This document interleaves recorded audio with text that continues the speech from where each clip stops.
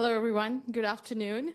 I'm Shruti, Patra, and I would be talking through developing your product strategy muscle for growing into executive roles. I work as a senior product manager in Yum Brands. My troops here to cheer me on. And while we were talking through this today, another friend, Justin, he pointed out that I have a missed opportunity here throughout my entire presentation because this talks about muscles, and I'm not a gym bro. I have not tied my entire presentation to any analogies related to gym, but we'll see. But on that point, what Justin very well pointed out is that all of these gym strategies and everything is sometimes fluff, right? I will not go this far to say product management is fluff, but product management skills are pretty much built on top of lagging metrics. Like somebody has done it, somebody has experienced it, and that's how we build everything together. So this presentation is also based on research and some personal experiences of how people have done it, but looking forward to feedback, looking forward to a more interactive session where you share, this might work in some scenarios, but I've seen this work better this way. So that's what we will be talking through. Okay. Yeah, before I kick this off, as I said, this is my first unconference. I don't want it to be completely a presentation based. So anybody wants to share what the expectation is from this session, just to make sure that I set expectations right before we kick off. Anyone? Here you go, Dan. I just want to hear how other people are getting better at strategy because it's such a huge part of our job. And so hearing other examples is really helpful. Thank you. Yes. So in this session, we will talk through some companies, some examples of companies who have used different, some of these strategies or mindset to build their product strategies. And we'll also open this floor up for people to share if this resonates with them, they can share examples of how they have done this in their company or they think this would work for them. So with that, I move on to the agenda for today. So we'll kick off with an introduction and we'll talk through five key pointers. And we'll get to that in a bit and we'll conclude and then we'll open the floor for questions. But as I said, with every point that we hit, we'll open the floor again and take any questions that you have or anything that you want to share with the group.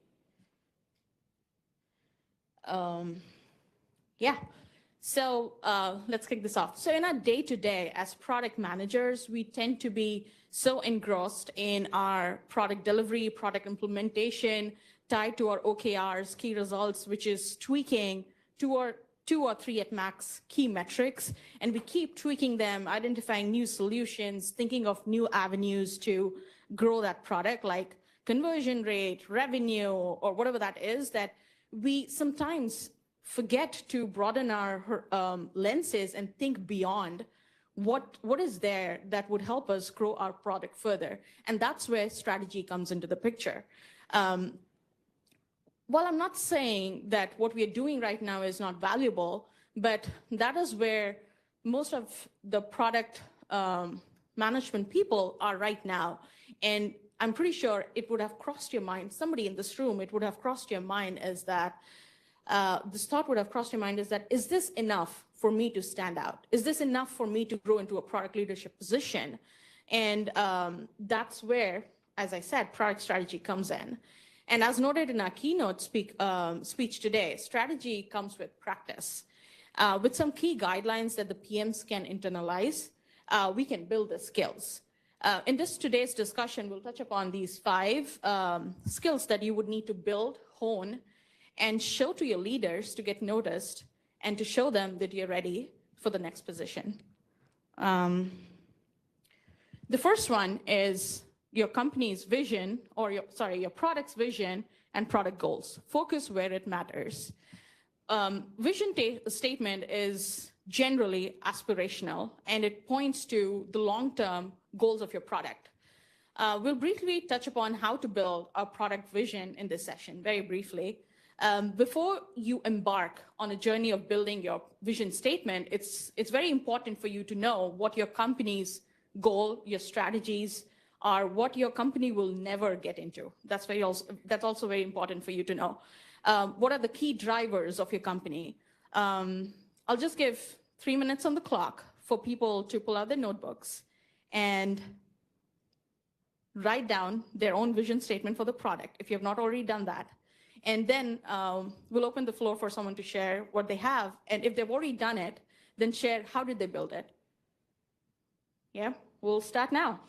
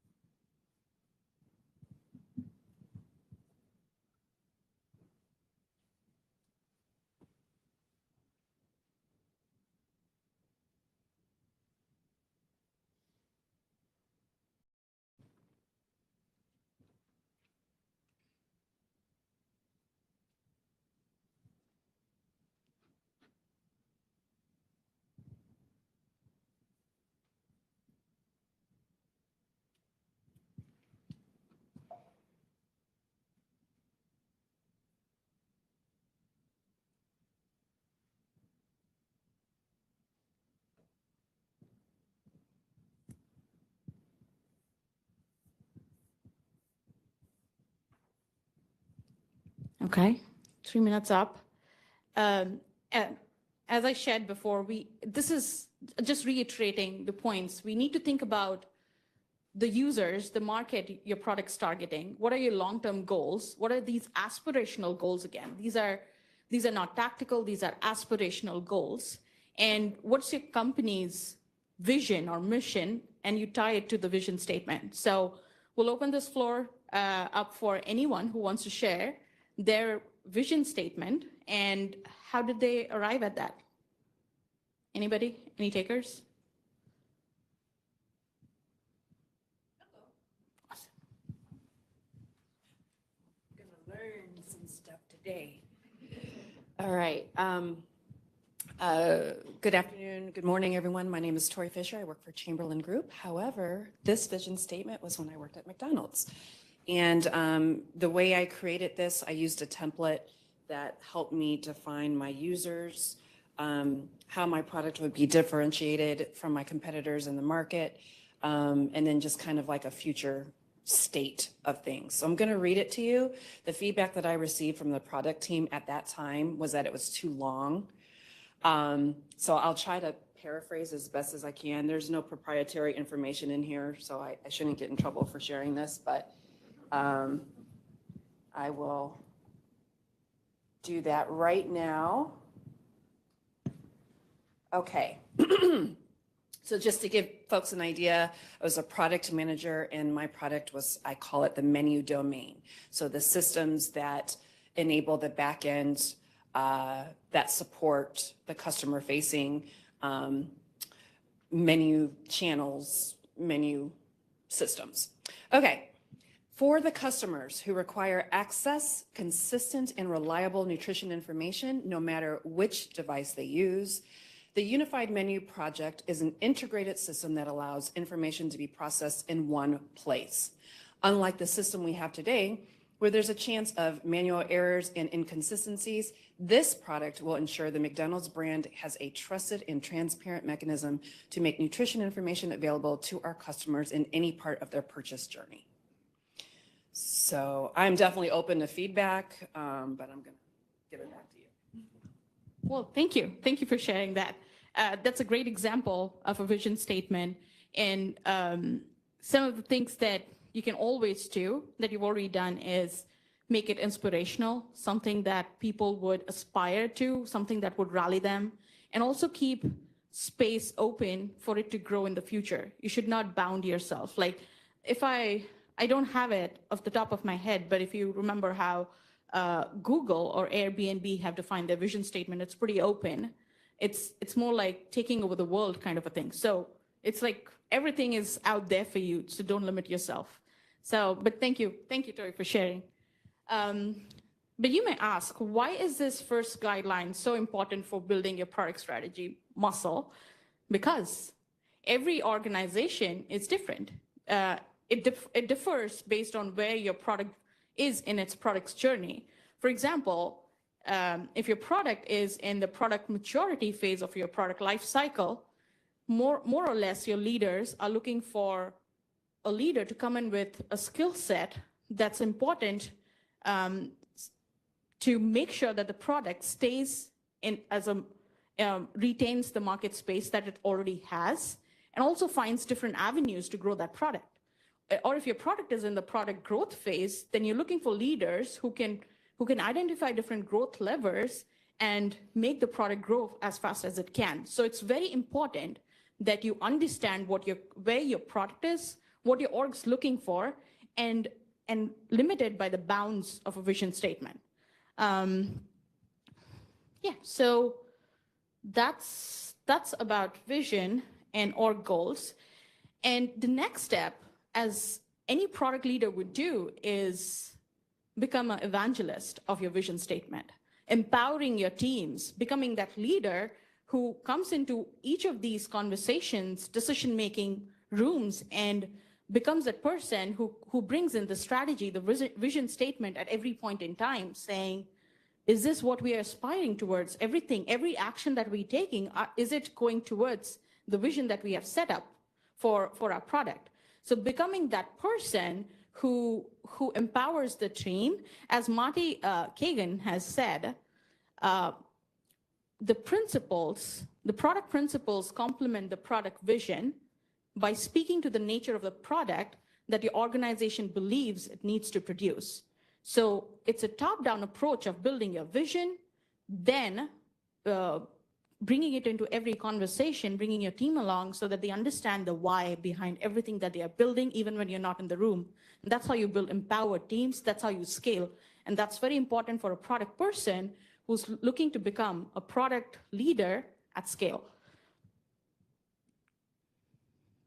So here's our overarching guideline that will give you the range to exercise your product strategy muscle, which is the product vision.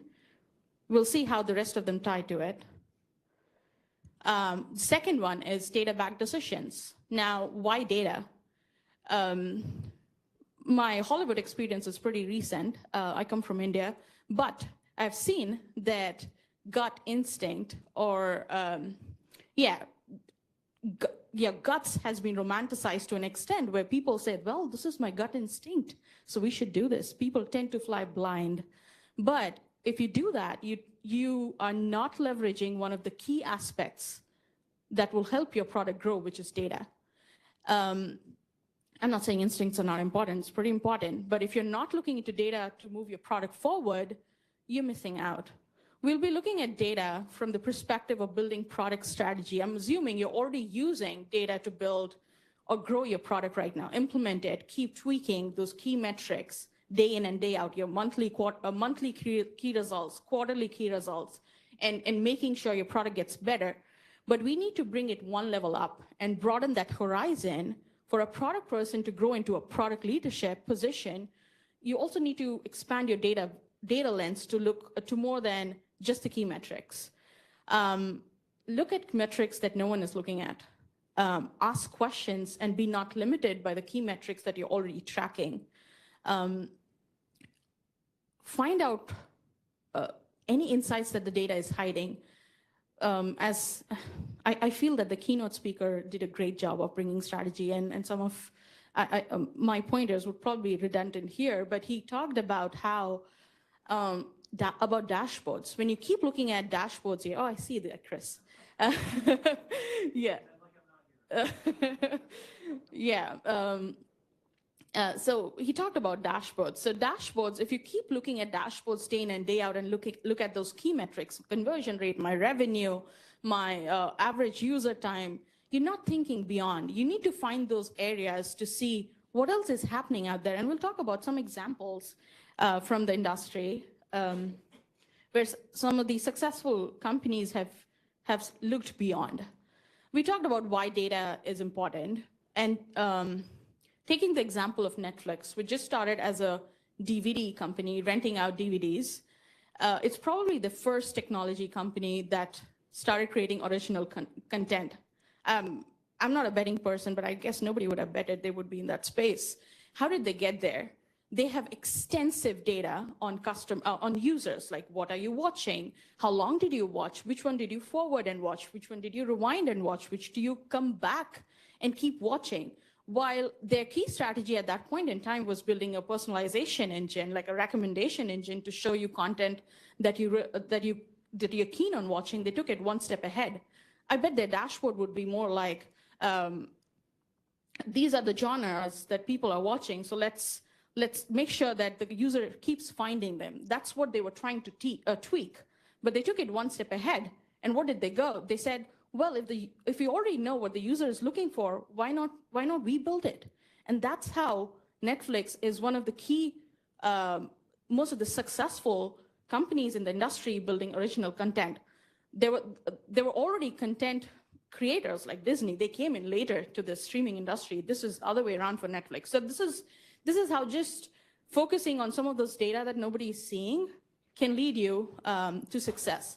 But having said that, and I forget the name of the lady who was there in the first session asking questions, if you're so blinded by quantitative metrics, you are not looking into qualitative metrics. Netflix did that, looking where they did user research, but there's a better example of a company that did that. That is Airbnb.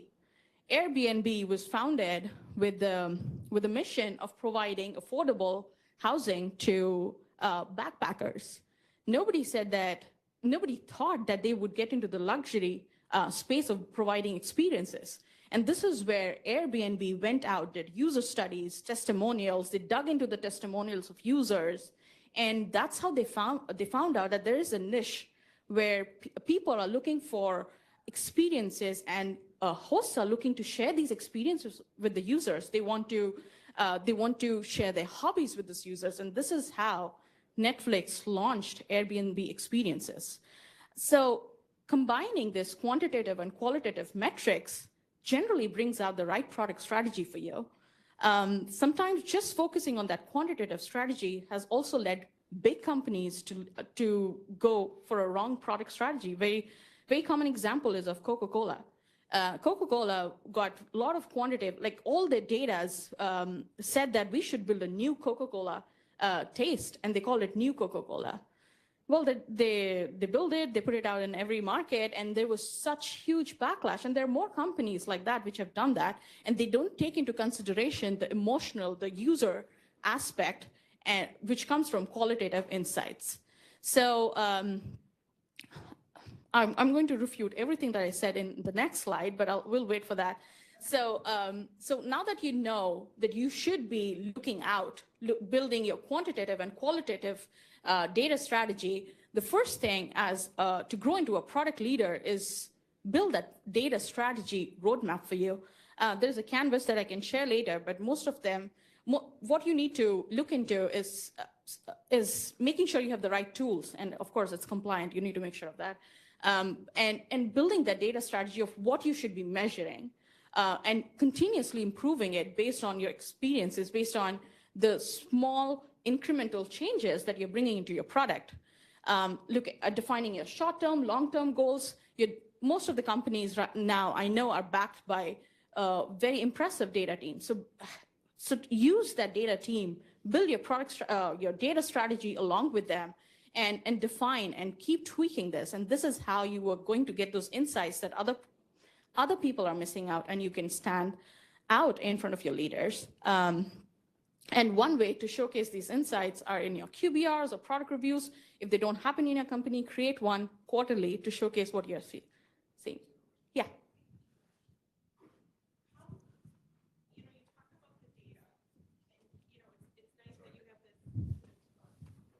You're talking about the data. It's nice that you have all of these metrics, but when do you stop and say, okay, you're pulling a lagging, you want to be a leader? So you talk about the quarterly, but how many times before you get to that quarterly are you pausing and maybe asking a different question to pull different information?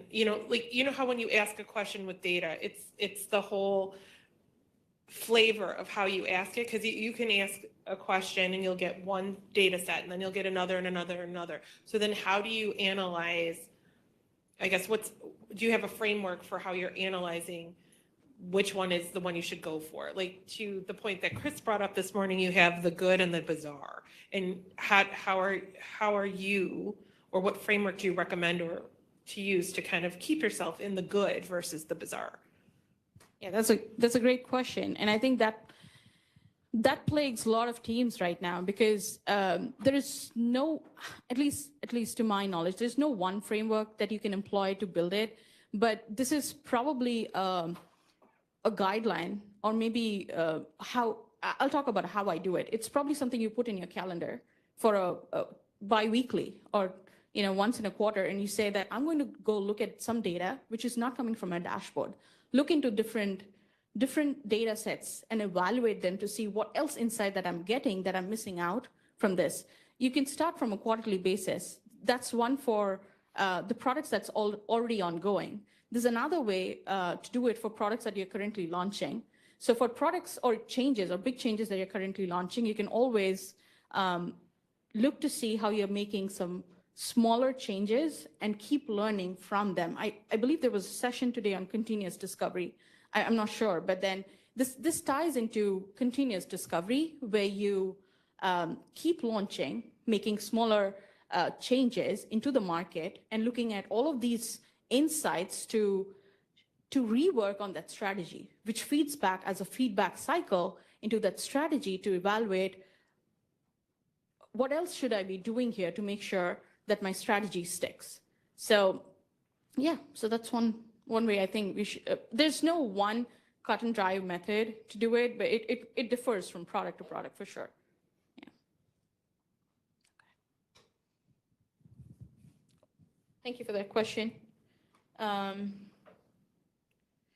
moving on to, so we talked about product vision, which is your overarching principle, and that bounds your data-backed decisions, because you want to bring out strategies backed by data, which is within the vision statement of your company. If you're looking at strategies which is not bound by your company's goals, mission, you will probably, all those efforts might be futile, because that's not probably where your company is heading at this point in time. The next step is team topology. Team topology refers to how we break up teams or the work among different product teams to best enable them to do great work. This includes the structure, the scope of the team, and the relationship to one another. Coming up with an effective team topology is a very difficult task. And generally, as product managers, I say generally as product managers, we don't think about it much, because we are so focused on tweaking our KPIs, tweaking or building what next feature. We're not thinking about what more can I do and what are the bottlenecks in my team that's stopping me from growing or enabling that strategy for my team. So we'll learn about how it ties to product strategy and how you can bring it in.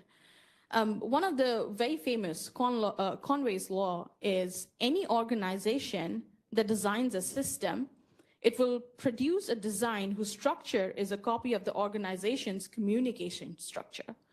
You need to exercise this muscle of thinking.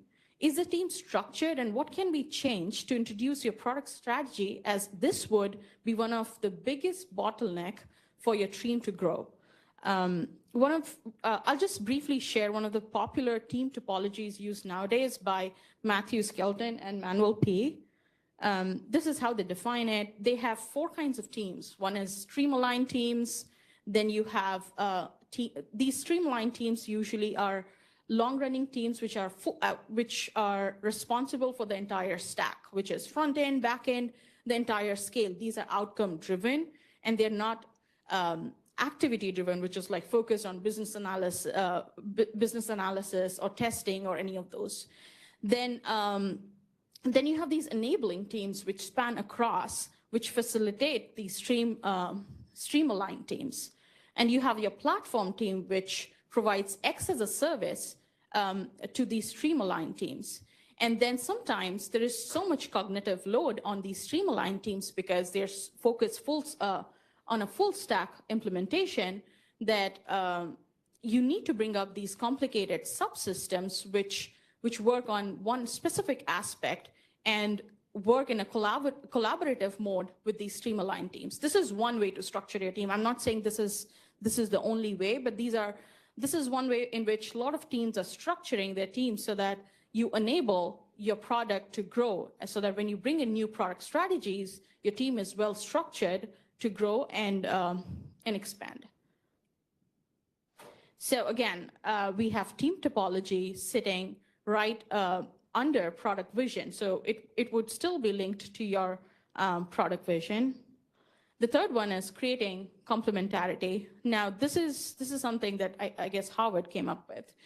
It's about using innovative forward thinking to think of avenues which will complement your product and open up new growth avenues. It's very important for us to differentiate between complementarities and substitutes.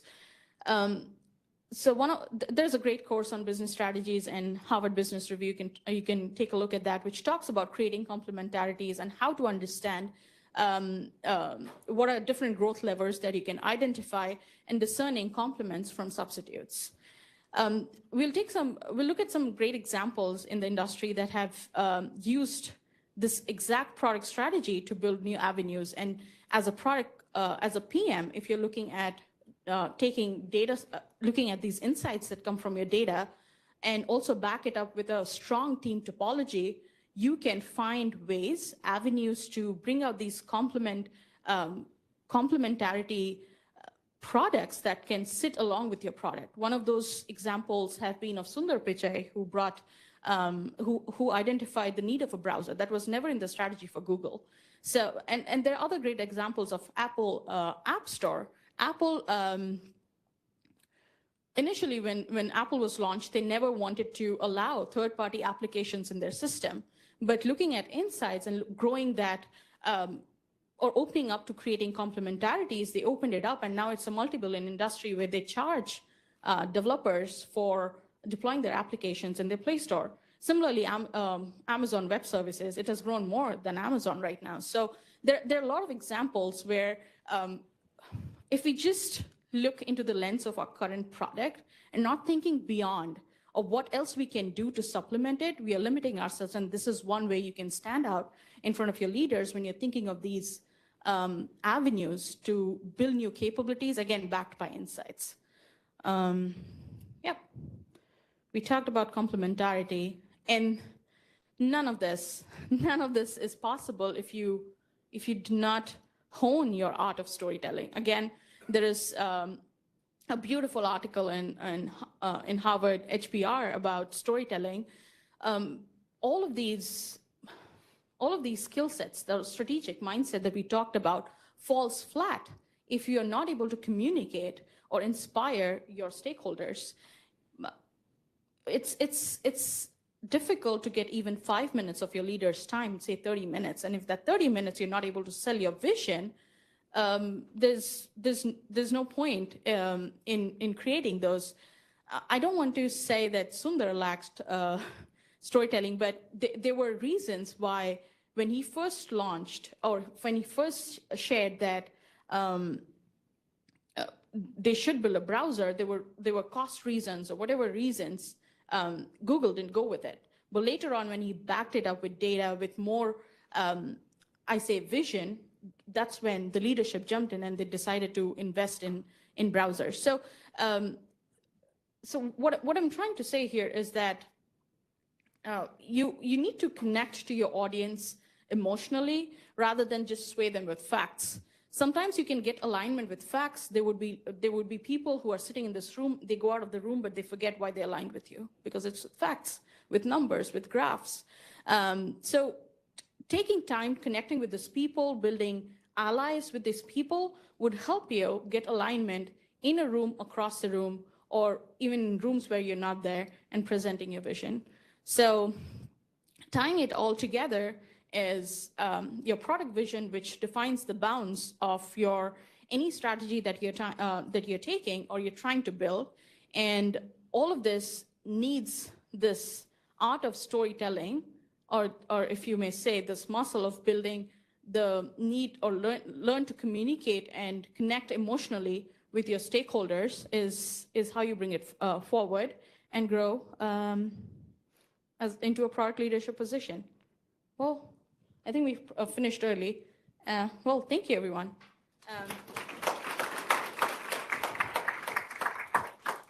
I'll open it up for any questions from anyone.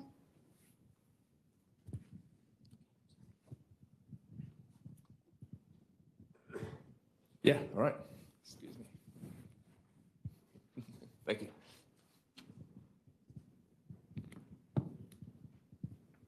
I wrote it down, I gotta pull it out.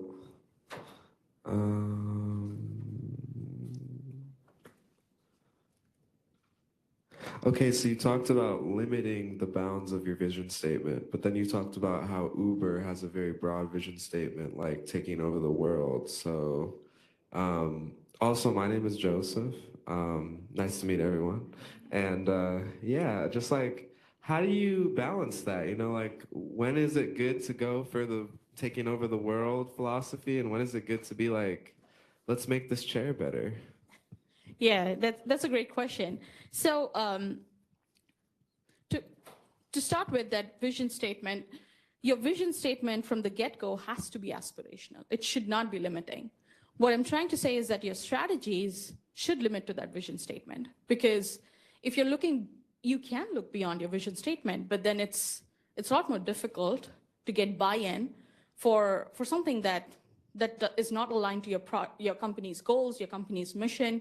Like if you, I don't know, if you're in a hospital business and you say, well, I see avenues to make new weapons, maybe they will not align to that. So I'm just saying that from the get-go, your vision should be about world domination, should be about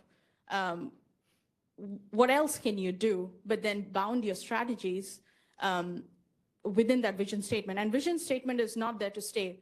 Big companies who are successful companies have changed their vision every 2 or 3 years, and you keep changing that as time changes. As Chris is not here, but as he said, we don't know how things would change in time. So yeah. Thank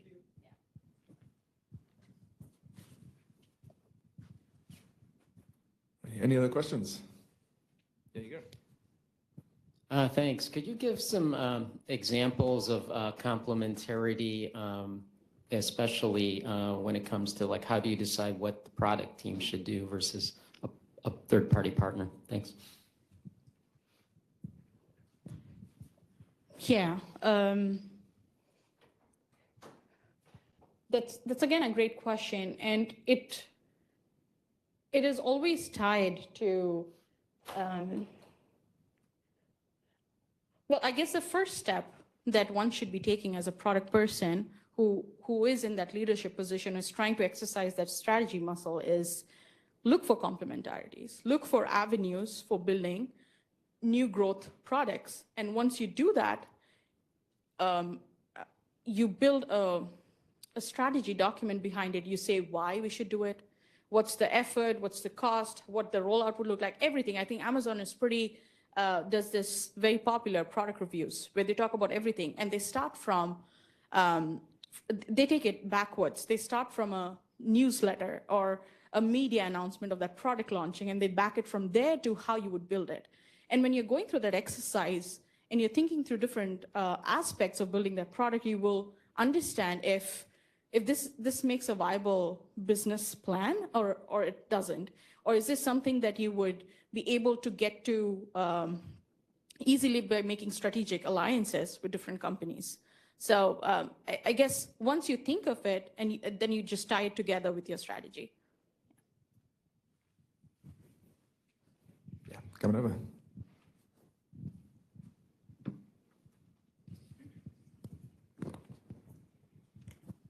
Hi, my name is Claire. I'm here with McDonald's.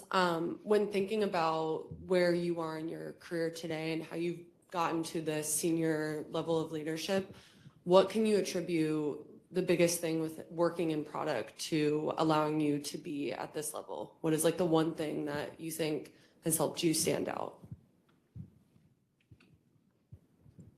That's a great question and a deep thinker question.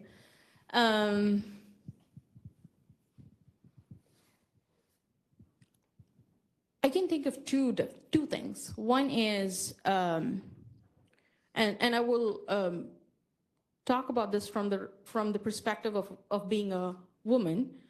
I think having the person who backs you up, that mentor, that sponsor is really important. So for people who believe in you, for people who would speak of you when you're not in that room. So that's key to getting a sponsor. I know it's very difficult and there is no one way of getting that sponsor, but I think everybody, or at least as a woman, you should be focused on finding sponsors who would take you along as they grow. So that's one. And second, again, is building allies. So building those relationships with your team is pretty important, because no matter how good you are, if you're not able to work with people, it's difficult for you to grow into that position. I have a follow-up question, actually, because the sponsor part is huge. I think it's the unseen part of career growth and just learning in product and most careers. How do you know who is a sponsor and who isn't? Because it won't necessarily be your direct manager. That's right. Yeah. Generally, they're not your direct managers. They're people you come across while doing things that you never thought you would come across them. And that's how you build that connection. There are some ways you can identify who's your sponsor and who isn't. The sponsor would definitely be a person who would be way more candid about you and about things that would help you get to the next level, where they see that, well, I think you should be here, but here are some things which you need to improve on so that I can get you here. And second is, they would generally not be very tactical. Like your coach would mostly look at what's next for you, but your sponsor would have a very, again, strategic vision of where you can be. And if you see that kind of perspective coming in from a person that shows that they're invested, and that shows that they see that potential in you that you are not seeing yourself right now. So one quick follow-up. Are you sponsoring someone right now, and why do you sponsor them? I won't say I'm a sponsor yet, but I do believe in some of our upcoming TPOs in our team.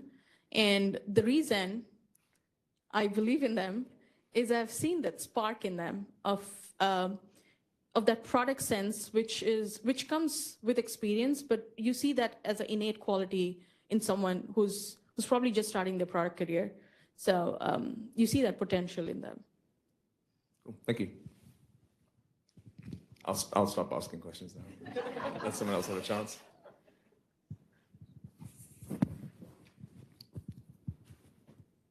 Hello, my name is Shamel, and I know you. You know me. I just wanted to go back to your point. You talked about everything being, data driven, but I believe as, being product managers that there is that gut instinct, that intuition that does kind of drive decisions. So what's a good way to try to figure out kind of a balance or kind of a, a good rule of thumb of how much is based on data, how much is based on just kind of gut feeling, experience, and intuition?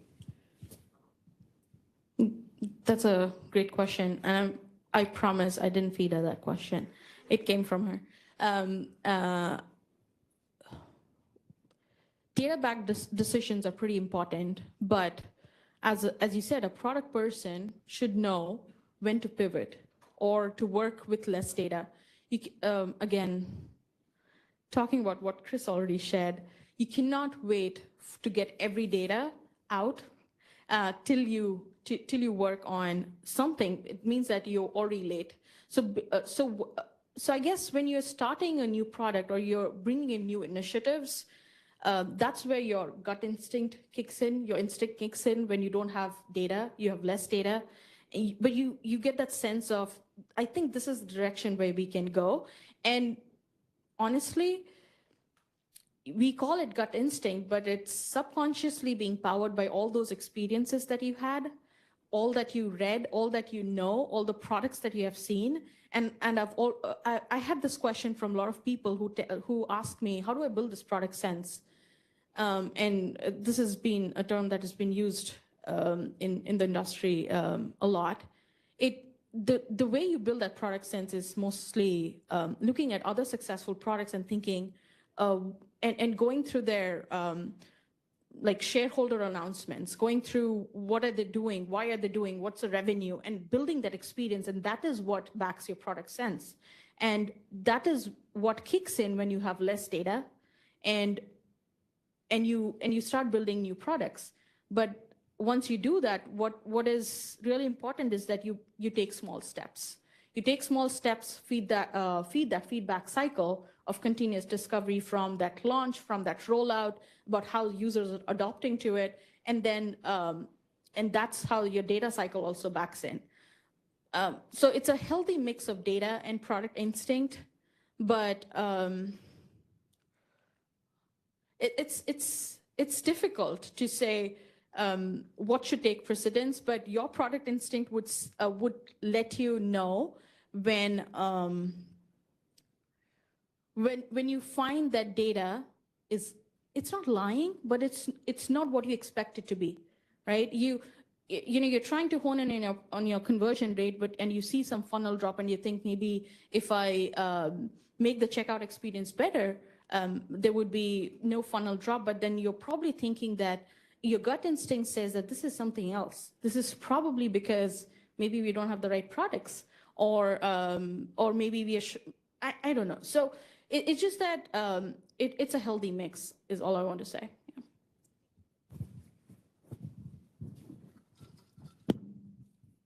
Any questions? All right, I have another question. So bolt the doors. So we talk about strategy and product, but I think a lot of the times when we think about strategy, there's the sort of the larger strategy. But there's also, for most of us, as we're going earlier, and as we go through the earlier parts of our career until we get into the more senior leadership roles, the strategy we're involved in is a part of that strategy, not necessarily the whole strategy. Can you talk a little bit about what people can do as they're growing in product to contribute in strategy and build that strategy muscle that we talked about? Yeah, I guess the first step is to observe and learn, like be in that room, be part of those circles where decisions are being made, where strategy is being built, and understanding the reason how, what's tweaking that strategy. So once you are in those rooms, you see what's driving your company, your leaders, you would start understanding the ecosystem a lot more better.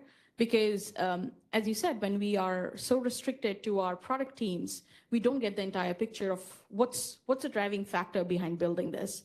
And once you are in those rooms, you start building that insight. And once you start building that insight with some of the things that I've shared, with some of the things that all the speakers are sharing today, you can continue coming up with strategies backed by those insights and share with your leadership. And once you start sharing them in the right space and getting the right visibility, it would just keep fueling you to bigger rooms where more and more of these conversations are happening. So it's a good positive cycle of being in those conversations. Anything that you think people should do proactively? Maybe not necessarily something that they've been told you have to do this, something that they can do themselves to basically take initiative?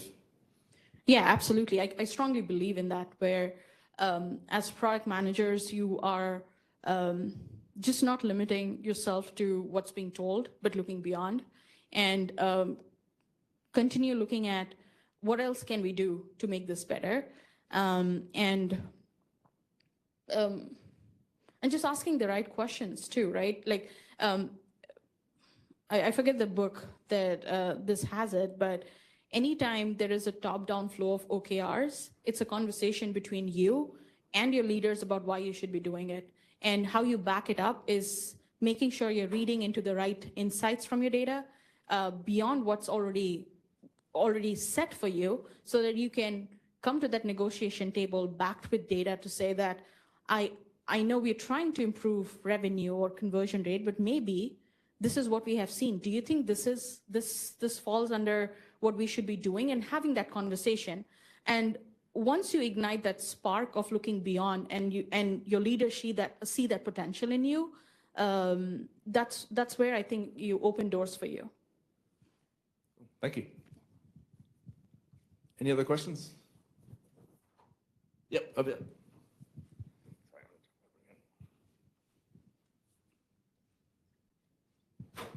Thank you. On that note, like, is there anything you can do outside of work? Like, let's say you're having that conversation with a leader. Could you be like, hey, Airbnb did this. Like, can we work that into our product strategy? Not necessarily like it's because they're a competitor, but like philosophically, like you said, we're going to look at qualitative research, or we're going to do what Amazon does and do a news posting and see how it does and then build something. Yeah. To do something beyond work, is that your question? Like, how do we do or build that strategic thinking beyond work, or outside of your company? Okay, yeah. I